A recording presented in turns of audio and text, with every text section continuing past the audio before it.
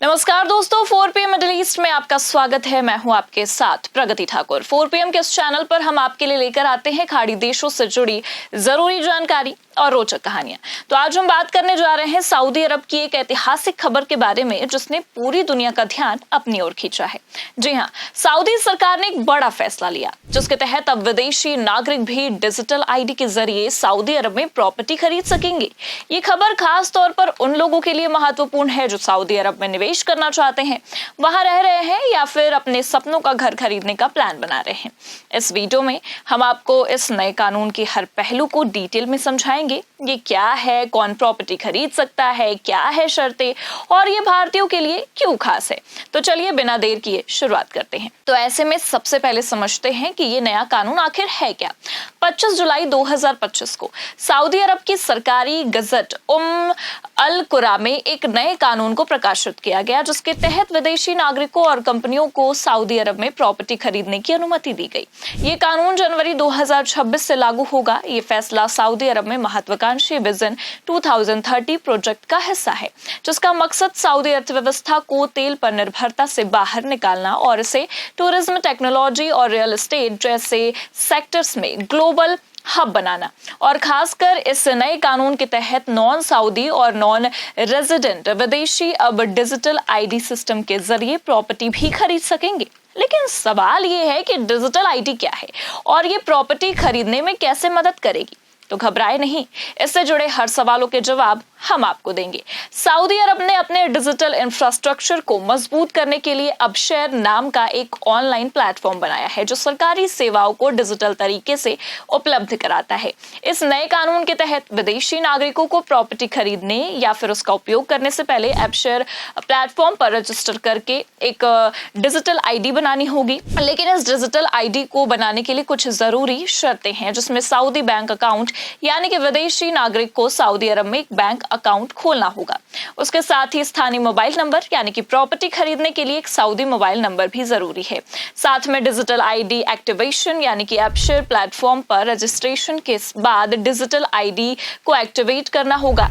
ये digital ID न केवल प्रॉपर्टी खरीदने की प्रक्रिया को आसान बनाएगी बल्कि लेन देन को पारदर्शी और सुरक्षित भी बनाएगी। सऊदी सरकार ने जनरल रियल एस्टेट अथॉरिटी, आंतरिक मंत्रालय, सऊदी डेटा और आर्टिफिशियल इंटेलिजेंस अथॉरिटी और नेशनल इंफॉर्मेशन सेंटर के साथ मिलकर इस सिस्टम को डिजाइन किया है।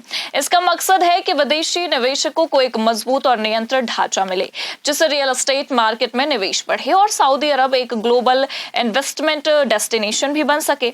ऐसे में अब सवाल ये है कि सऊदी अरब में प्रॉपर्टी खरीदने की इजाजत किसे किसे मिलेगी। नए कानून के तहत कई श्रेणियों को शामिल किया गया है जिसमें विदेशी नागरिक सऊदी अरब में कानूनी रूप से रह रहे हैं, वे मक्का और मदीना को छोड़कर देश के किसी भी हिस्से में एक आवासीय प्रॉपर्टी खरीद सकते हैं। ये प्रॉपर्टी केवल निजी उपयोग के लिए होनी चाहिए।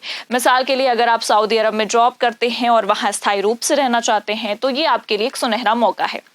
इसके अलावा सऊदी अरब में बिजनेस करने वाली विदेशी कंपनियां अपने कर्मचारियों के लिए आवास या फिर ऑफिस स्पेस के लिए प्रॉपर्टी खरीद सकती हैं। ये उन भारतीय कंपनियों के लिए फायदेमंद है जो सऊदी में ऑपरेट करती है। साथ ही दूतावास और अंतर्राष्ट्रीय संगठन हैं जिनमें अगर सऊदी सरकार से मंजूरी मिलती है तो दूतावास और अंतर्राष्ट्रीय संगठन अपने ऑफिशियल काम के लिए प्रॉपर्टी खरीद सकते हैं।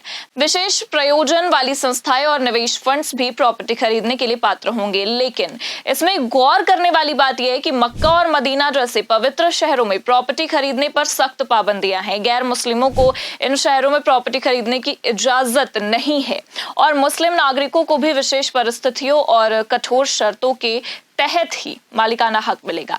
अब बात करते हैं इस कानून की शर्तों की। सऊदी सरकार ने यह सुनिश्चित किया कि प्रॉपर्टी खरीदने की प्रक्रिया पारदर्शी और नियंत्रित हो। यहाँ कुछ प्रमुख नियम और शर्तें हैं जिसमें पहले रजिस्ट्रेशन अनिवार्य है यानी हर विदेशी खरीदार और नेशनल रियल एस्टेट रजिस्ट्री में अपनी प्रॉपर्टी रजिस्टर करानी होगी। बिना रजिस्ट्रेशन के मालिकाना हक मान्य नहीं होगा। साथ ही ट्रांसफर फीस यानी कि प्रॉपर्टी खरीदने पर अधिकतम 5% ट्रांसफर फीस देनी होगी। ये फीस लेन देन को और पारदर्शी बनाएगी। साथ ही आपको बता दें कि अगर कोई विदेशी झूठे दस्तावेज पेश करता है या कानून का उल्लंघन करता है तो उसे 1 करोड़ सऊदी रियाल यानी कि लगभग 22 करोड़ रुपए तक का जुर्माना हो सकता है। इसके अलावा प्रॉपर्टी भी जब्त की जा सकती है। साथ ही अपील का अधिकार भी है। यानी अगर कोई प्रवर्तन समिति के फैसले से असहमत है तो वो 60 दिनों के अंदर कोर्ट में अपील कर सकता है। सऊदी सरकार ये तय करेगी कि विदेशी किन भौगोलिक क्षेत्रों में प्रॉपर्टी खरीद सकते हैं। मक्का और मदीना के अलावा कुछ अन्य क्षेत्रों में भी सीमाएं हो सकती हैं। वहीं अगर आप मालिकाना हक नहीं चाहते तो आप प्रॉपर्टी को लीज पर ले सकते हैं या यूजफ्रक्ट अधिकार ले सकते हैं।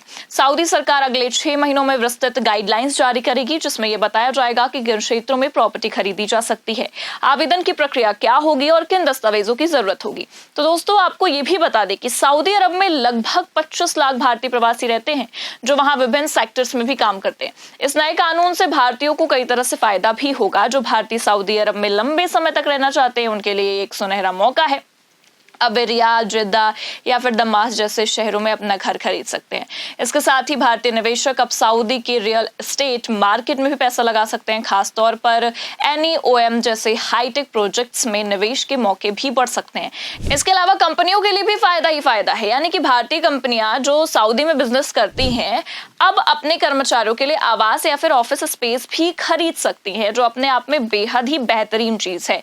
लेकिन मक्का और मदीना में प्रॉपर्टी खरीदने के लिए पाबंदी भारतीयों के लिए भी लागू होगी, खासकर गैर मुस्लिमों के लिए। ये नया कानून सऊदी अरब के विजन 2030 का एक महत्वपूर्ण हिस्सा है। क्राउन प्रिंस मोहम्मद बिन सलमान के नेतृत्व में शुरू किया गया ये प्रोजेक्ट सऊदी अरब को एक हाईटेक, टूरिस्ट फ्रेंडली और ग्लोबल इन्वेस्टमेंट हब बनाने की दिशा में काम कर रहा है।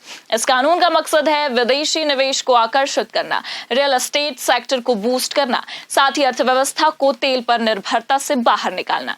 NEOM जैसे प्रोजेक्ट्स को एक फ्यूचरिस्टिक सिटी बनाने की दिशा में भी काम कर रहे हैं और विदेशी निवेशकों के लिए आकर्षण का केंद्र भी बन सकते हैं। तो दोस्तों ये था सऊदी अरब के नए प्रॉपर्टी कानून का पूरा लेखा जोखा। ये नया नियम न केवल सऊदी अरब की अर्थव्यवस्था को नई दिशा देगा बल्कि भारतीयों समेत दुनिया भर के निवेशकों के लिए नए दरवाजे भी खोलेगा। अगर आप सऊदी अरब में प्रॉपर्टी खरीदने की सोच रहे हैं तो अगले 6 महीनों में आने वाली गाइडलाइंस पर नजर रखें। आप इस नए कानून के बारे में क्या सोचते हैं? अपनी राय भी कमेंट करके जरूर बताएं और अगर आपको ये वीडियो पसंद आई हो तो लाइक शेयर करें और चैनल को सब्सक्राइब कर ले, क्योंकि ऐसी जानकारी हम आप तक रोज लाते रहेंगे। देखते रहिए आपका अपना चैनल 4PM मिडिल ईस्ट।